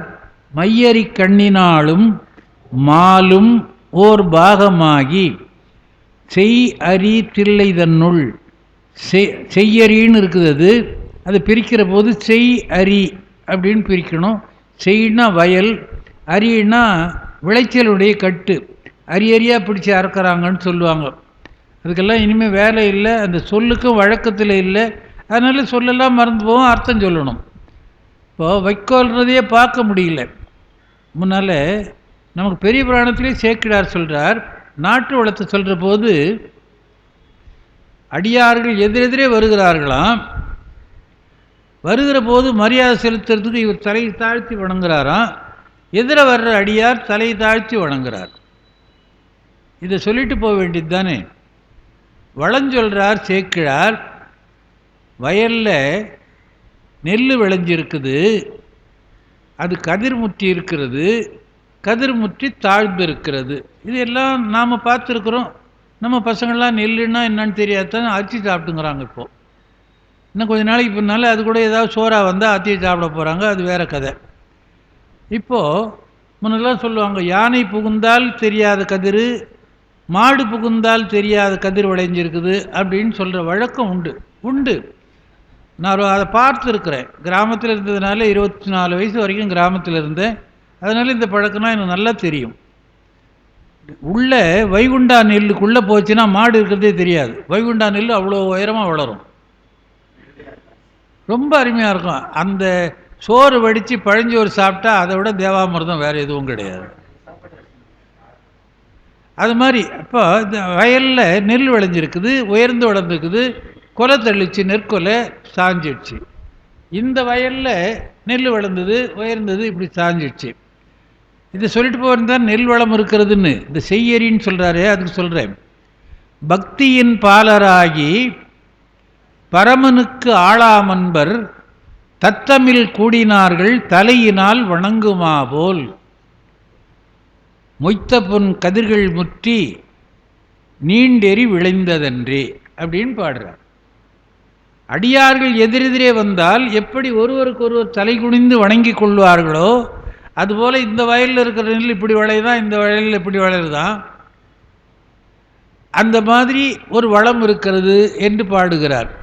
இப்போது இந்த ஓமையை வைக்கிற போது அந்த கருத்து ஞாபகத்துக்கு வரும் இல்லையா. அதனால்தான் பாடல் பாடுகின்றவர்கள் எல்லாம் ஒரு பொருளை மையமாக வைத்து கருத்தை விளக்கினார்கள். சாதாரணமாக இந்த ஒருத்தர் போகிறார், அவர் ஒருத்தர் போகிறார், கும்பிட்டுக்கினே போகிறார், இவர் கும்பிட்டுக்கினே இந்த பக்கம் போகிறாருன்னு சொன்னால்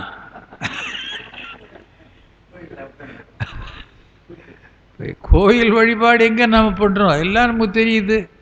என்னமோ நினச்சிக்கினே ஃபோன் பேசிக்கினே இப்படி போகிற போது, பைக்கில் ஃபோன் பண்ணி பேசுகிறோம், போகிற போது எதிரி ஏகாம்பரனார் கோயில் தெரியுது, இப்படின்னு நிச்சயம் வச்சுக்க. அது மாதிரி இவர் என்ன சொல்ல, செய்யறி தில்லை தன்னுள் வயலில் அரியாக நெல் அறிகின்ற சிதம்பரத்துக்குள்ளே திகழ்ந்த சிற்றம்பலத்தே அறிவு வடிவமாக இருக்கின்ற ஆகாயத்தை இடமாக கொண்ட சிதம்பரத்திலே கை எரி வீசி நின்று கனல் எறி ஆடுமாறே என்று சொல்லுகிறார். அடுத்த பாட்டில் ஓதினர் வேதம் வாயால் ஒளி நிலாயரிக்கும் சென்னி பூதனார் பூதம் சூழ புலி உரி அதளனார்தாம் நாதனார் தில்லை தன்னுள் நவின்ற சிற்றம்பலத்தே காதில் வெண் குழைகள் தாழ கனல் எரி ஆடுமாறே. ஓதினார் வேதம் வாயால், மறை கொப்பளித்த வாயர் என்று ஒரு இடத்துல இவரே சொல்றார். பாடினார் சாமவேதம் என்று தொடர் வருகிறது. பெருமான் சாமவேதத்திலே மிக பிரியம் உடையவர். 4 வேதம்தான்.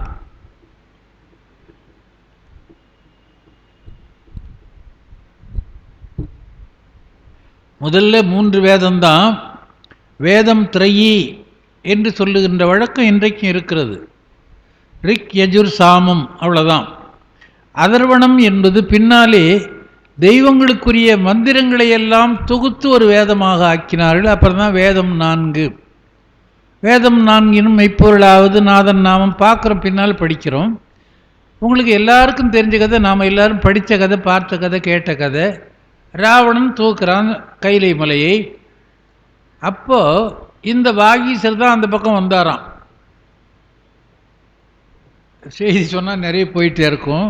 திலகவதியார் சிவபெருமானிடத்தில் கேட்குறார், சைவ குடும்பத்தில் பிறந்து இப்படி போய் இருக்கிறானே அப்படின்ற போது, அப்போ சிவபெருமான் சொன்னார்னு சேக்கிழார் ஒரு வார்த்தை எழுதுகிறார். முன்னமே முனியாகி நமையடைய தவம் முயன்றான், அன்னவனை இனி சூலை மடுத்தாழ்வோம் அப்படின்னு திலகவதியாருக்கு கனவுல பெருமான் சொல்கிறார். போன பிறவிலே அவன் ஒரு முனியாகத்தான் இருந்தான், நம்ம அடையணும்னு தவம் பண்ணியிருந்தான். அவன் ஒரு சின்ன தப்பு பண்ணான், அதனால் இந்த துன்பத்தை அனுபவிக்கிறான். அவனுக்கு சூறை நோய் கொடுத்து நாம் ஆட்கொள்வோம் என்று சொல்லுகிறார்.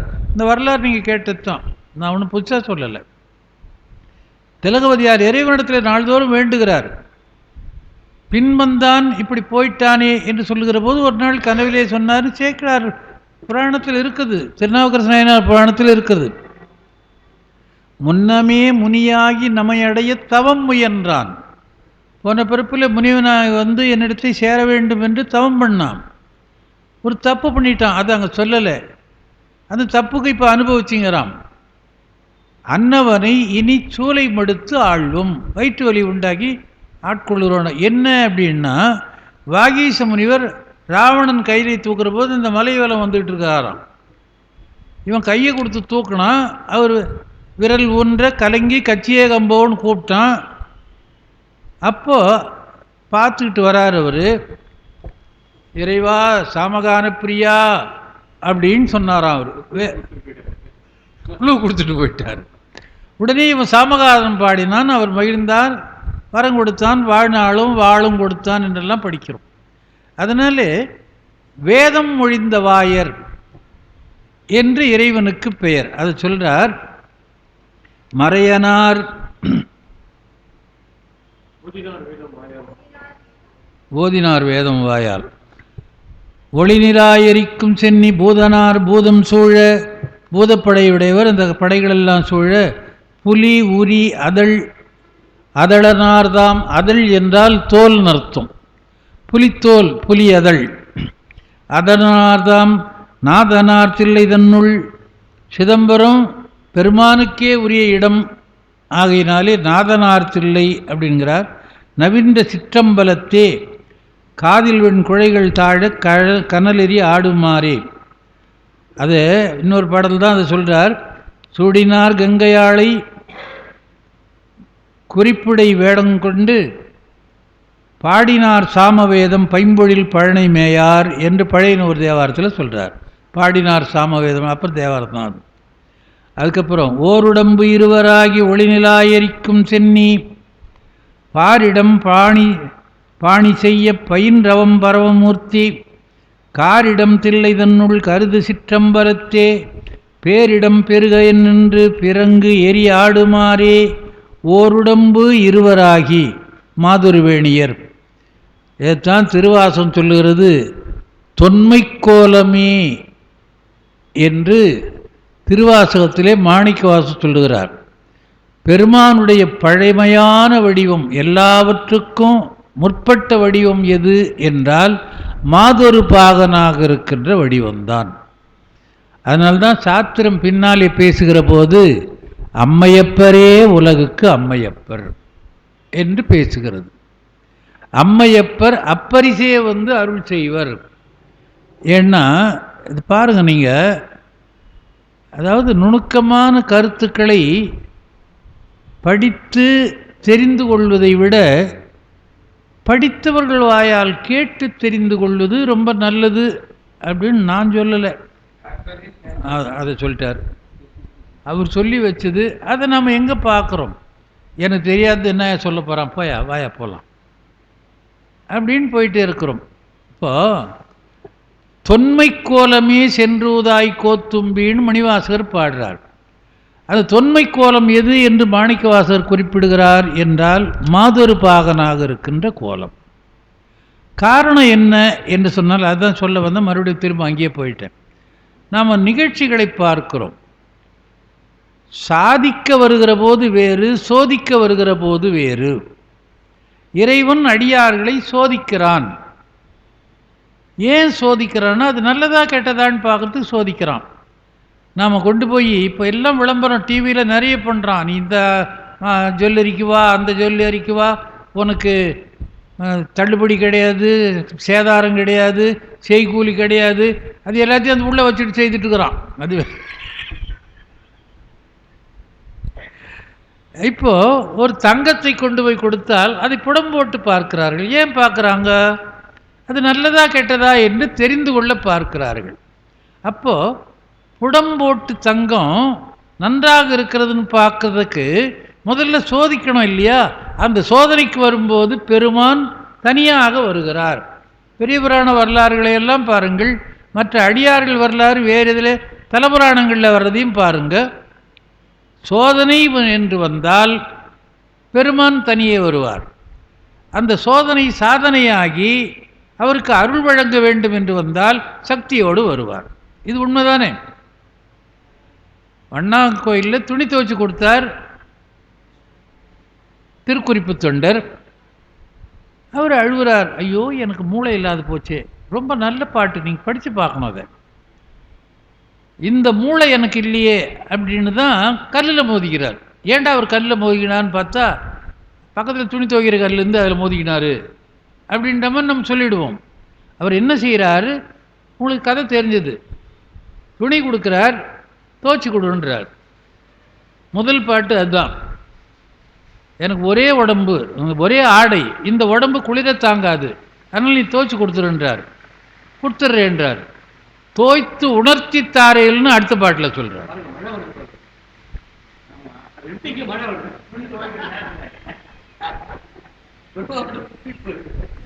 பெருமாந்தன் திருக்குறிப்பே.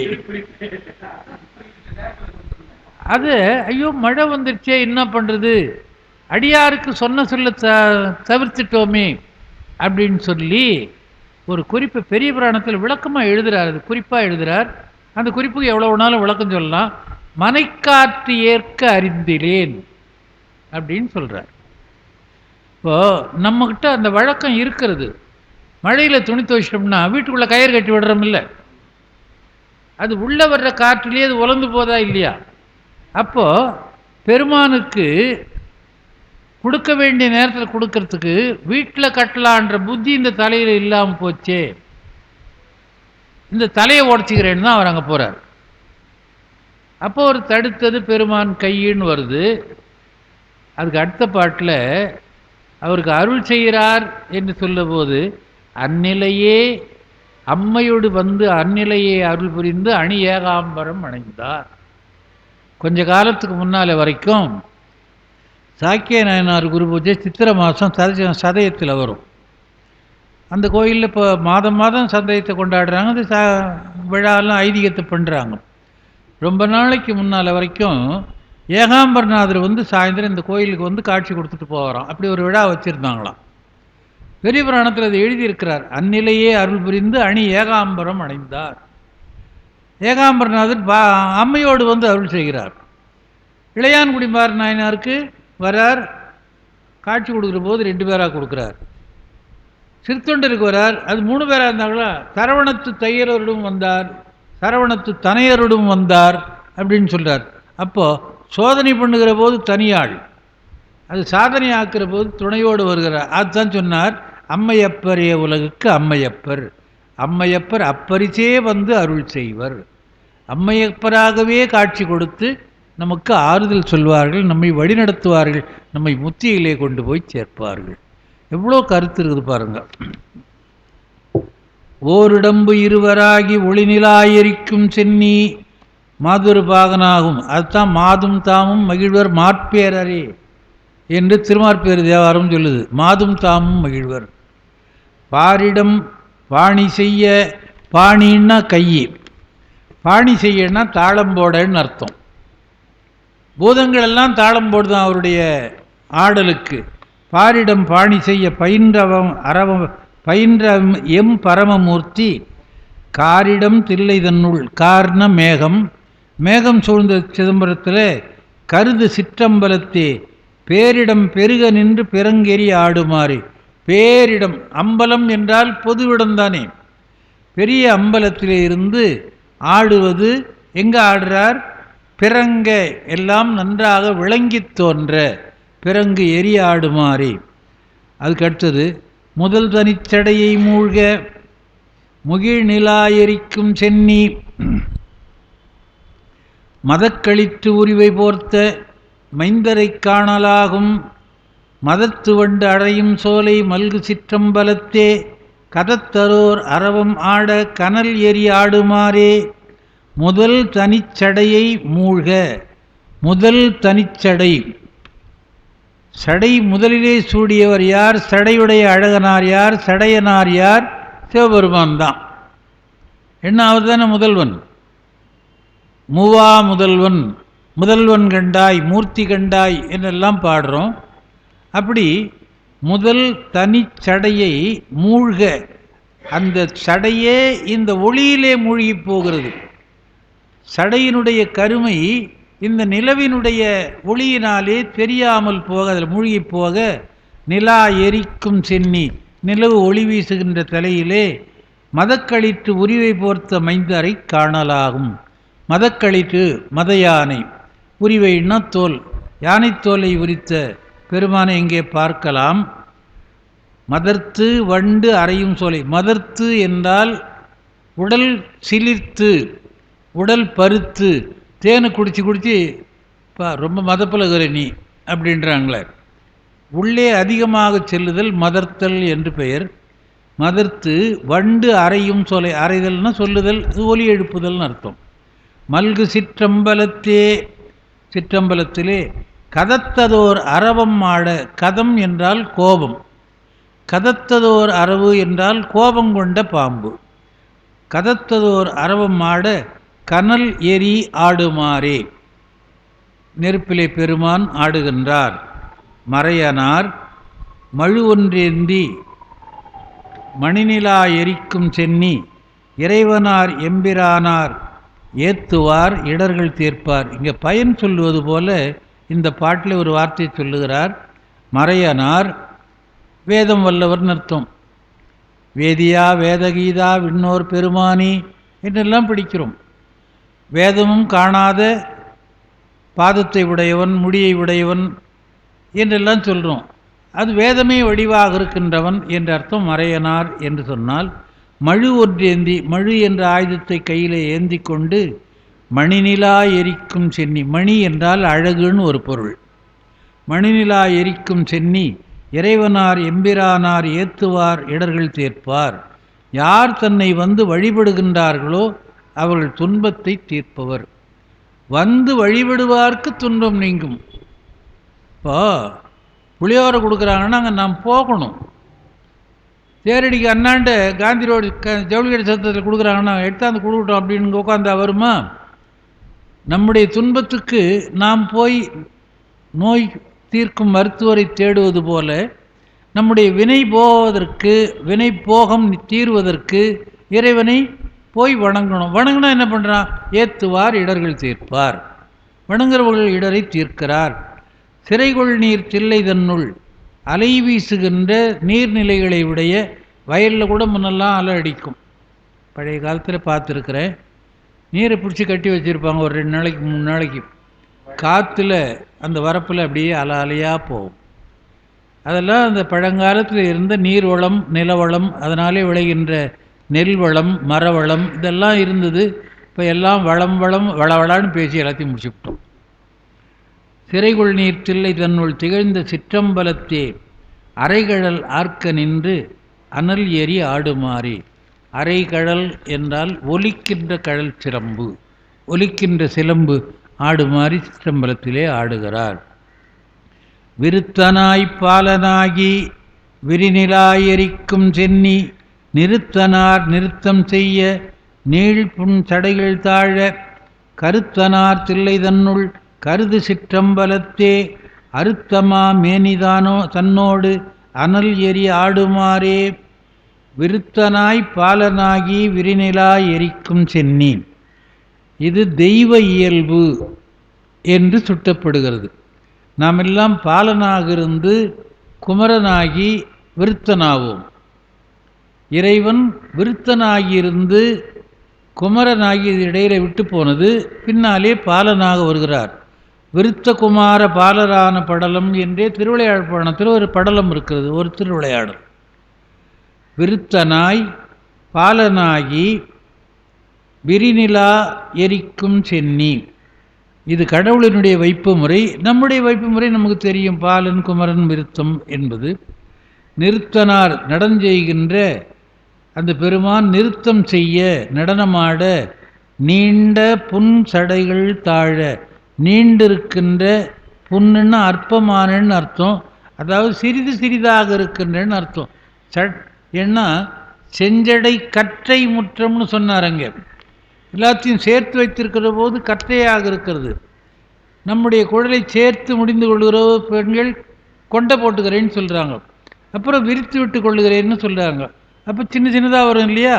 அந்த மாதிரி இந்த சடை சேர்ந்திருப்பது சில நேரங்களில் அரவாட தடை சாழ என்று சொல்லு, அரவாட தடை தாழ அப்படின்னு சொல்கிறாங்க. சடை தாழ்ந்திருக்கிற போது அது விரிந்திருக்கும், அது புன்சடை என்று சொல்லப்படும். புன் சடைகள் தாழ கருத்தனார் தில்லை தன்னுள், எல்லாருடைய கருத்திலேயும் உறைவனாக இருக்கின்ற பெருமான் வீற்றிருக்கின்ற தில்லைக்குள்ளே கருது சிற்றம்பலத்தே, எல்லாராலும் எண்ணி பார்க்கின்ற சிற்றம்பலம், எல்லாரும் கருதுகின்ற சிற்றம்பலத்திலே அறுத்தமா மேனி தன்னோடு, அறுத்தமா மேனின்னு சொல்லிட்டார், ஆனால் சிவகாமின்னு அங்கே அர்த்தம். இதுதான் அன்மொழித்தொகை. அறுத்தமா மேனின்னா பாதி உடம்போட, அர்த்தம்னா அர்த்தம் பாதி தானே, அர்த்தராத்திரி. அறுத்தமா மேனி தன்னோடு, பாதி உடம்பிலே சிவகாமி இருக்க அனல் தன்னோடு அனல் எரி ஆடுமாறே. அப்படி கடவுள் இயல்பு விருத்தனாக இருந்து குமரனாகி பாலனாக ஆவது, மனித இயல்பு பாலகுமார விருத்தன் என்று மாறுவது என்பது இதிலே உணர்த்தப்பட்டது. பாலனாய் விருத்தனாகி, இதில் மாற்றியும் சொல்கிறார். பனிநிலா எரிக்கும் சென்னி காலனை காலார்காய்ந்த கடவுளார். காலனை காலார்காய்ந்தான் அடியவர்கா சென்று தொழுமென்கள் தில்லையுள் சிற்றம்பலத்து நட்டம், இவர் பாண்டதானே. என்று வந்தாய் எனும் எம்பெருமான் திருக்குறிப்பே. காலனை காலால் காய்ந்த கடவுளார் விடை ஒன்று ஏறி, ரிஷபத்தின் மேலே ஏறி, ஆனேர் ஏறி, ரிஷபத்தேரி, இடவம் ஏறி, சேவேரி என்றெல்லாம் பல பொருள்களில் பல சொல் மாறி மாறி வரும். ஞாலமார் தில்லை இதனுள், ஞாலம் என்றால் உலகம், உலகம் முழுக்க அறிந்திருக்கிற, உலகம் முழுவதற்குமாக தொழில் செய்கின்ற. ஏன்னா பெருமானுடைய நடனம் ஒன்றுதானே ஐந்தொழிலை செய்கிறது.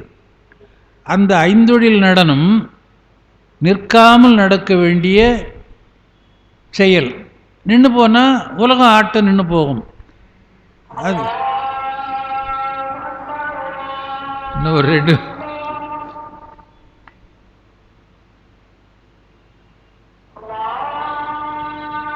கொஞ்சம் நிறுத்துக்கலாம். அப்போ முடிட்டங்க சொல்லம்மா. ஞாலமார் தில்லை இதனுள் நவீன்ற சிற்றம்பலத்தை, நவீன்ற முன்னாலே சொன்னேன், எல்லாராலும் புகழப்படுகின்றன்னு அர்த்தம். நீலம் சேர் கண்டனார்தாம் நீண்டு எரி ஆடுமாறே. நீண்ட எரி என்று சொன்னால் பெருநெருப்பு என்று அர்த்தம். நீண்ட எரி பெருநெருப்பு. நீண்டெறி ஆடுமாறே.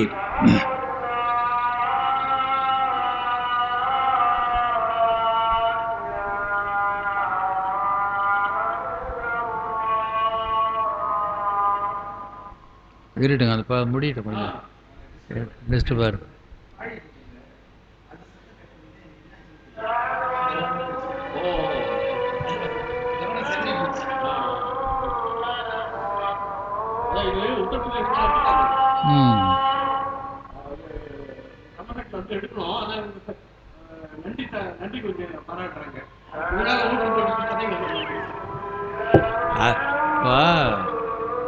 இவெல்லாம் முதல்ல அங்கே போய் கஞ்சி குடிக்க போகிறான், தவிர ஏன் இந்து கோயிலுக்கு வரான்.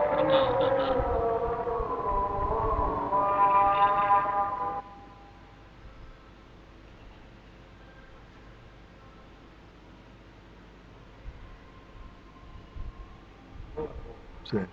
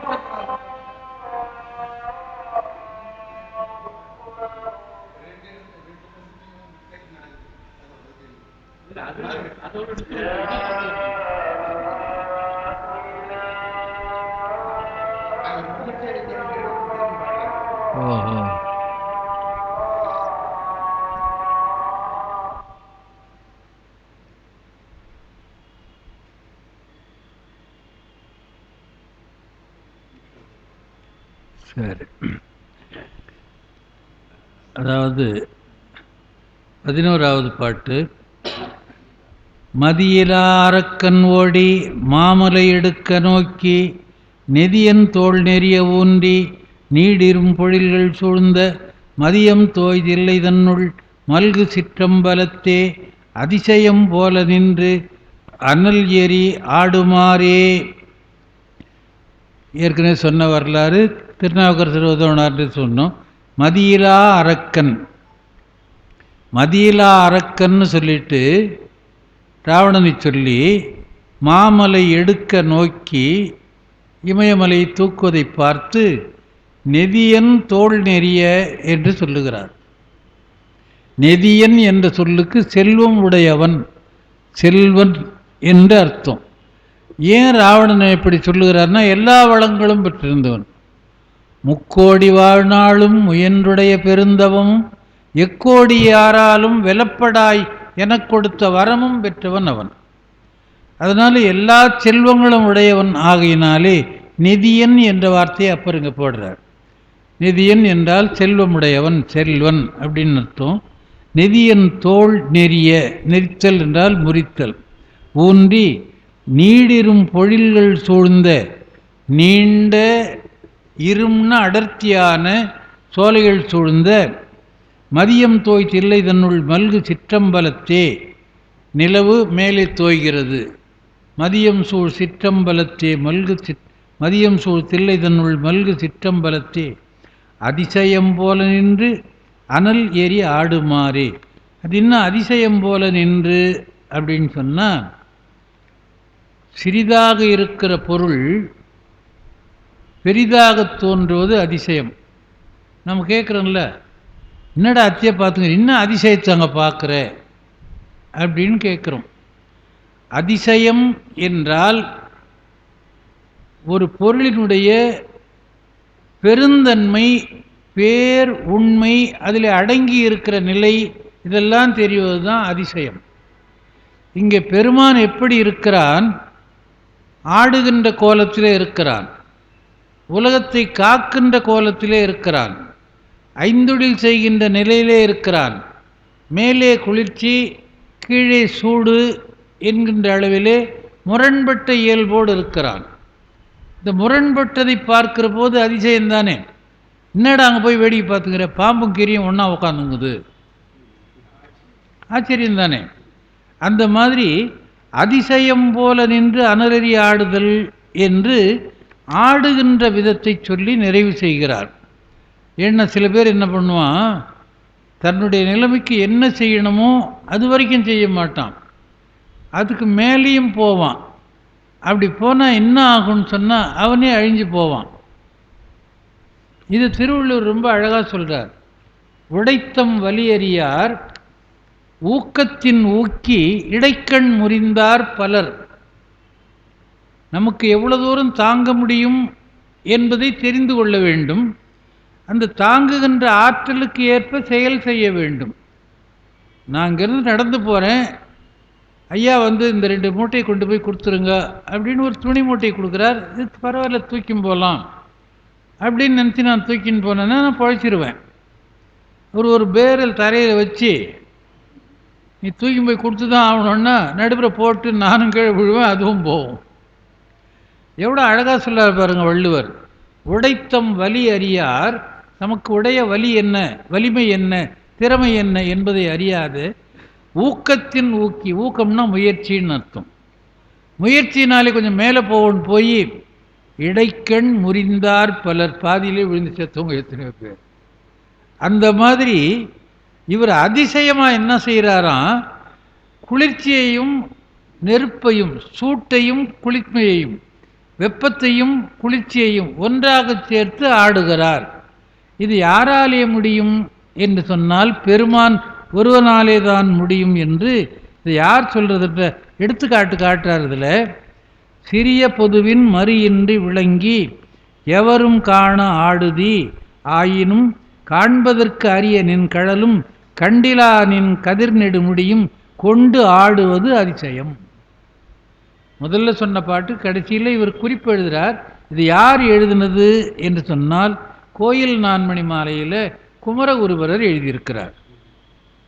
எல்லாரும் காணாமல் போனாங்க, இங்கே வந்து மாறுபட்ட கோலத்தை காண்கிறோம். நான் நிற்கிறேன், சின்ன குழந்தை எட்டி பார்த்தா தலை தெரியாது, பெரியவனாக இருந்தாலும் கால் தெரியாது, அப்படி இருக்கிற மாதிரி கற்பனை பண்ணிக்கோ நாமே. இப்போ எல்லாமே அனலாக இருந்தது. ஆனால் தில்லை சிற்றம்பலத்திலே அங்கே அனல் உருவம் தானே, அதான அண்ணாமலை. அண்ணாமலையான் அடிக்கமலம் சென்றிரஞ்சும் அடியார் அது எட்டாத மலையாக இருக்கிறது அப்படின்னு பார்த்து அது எட்டாத மலையினாங்க. இங்கே எட்டுகின்ற அளவில் இருக்கிறான். எட்டுவது மட்டுமல்ல, காட்சிக்கு எளியவனாகவும் இருக்கிறான்.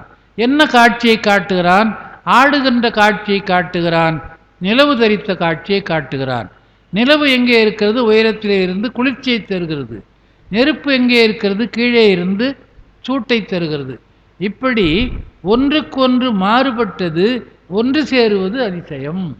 அதுதான் அதிசயம் போல நின்று அனல் ஏறி ஆடுமாறே. எப்படி? அதாவது நீடரும் பொழில்கள் சூழ்ந்த தில்லை தன்னுள் சிற்றம்பலத்தே அனல் ஏறி ஆடுமாறு அதிசயம் போல நின்று ஆடுகிறார் என்று சொல்லி அதுக்கு உதாரணம் காட்டார். சிறிய பொதுவின் மறியின்றி விளங்கி எவரும் காண ஆடுதி ஆயினும் காண்பதற்கரிய நின் கழலும் கண்டில்லாத நின் கதிர்நெடு முடியும் கொண்டாடுவது அதிசயம் விளைக்கும் என்று கோயில் நான்மணி மாலை என்ற நூலிலே சிவபிரகாச சுவாமிகள் சொல்லுகின்றார் என்பதை சொல்லி, தேடி காணாதவர்களுக்கு காணக்கூடியவனாக இருந்து பெருமான் அருள் செய்கிறான். சிற்றம்பலத்திலே ஆடுகின்ற பெருமானை நாம் தொழுதால் என்று வந்தாய் என்ற குறிப்பு அவன் முகத்திலே தோன்றும் என்று அப்பர் கண்டதை சொல்லுகிறார். அவர் அப்பர் கண்டார், நாமெல்லாம் லோயர், அதனால் காணாது இருக்கிறோம் என்று சொல்லி இந்த பதிகத்தை நிறைவு செய்கிறேன். இருந்து கேட்ட பெருமக்களுடைய திருவடிகளை வணங்கிக் கொள்ளுகிறேன். நன்றி, வணக்கம்.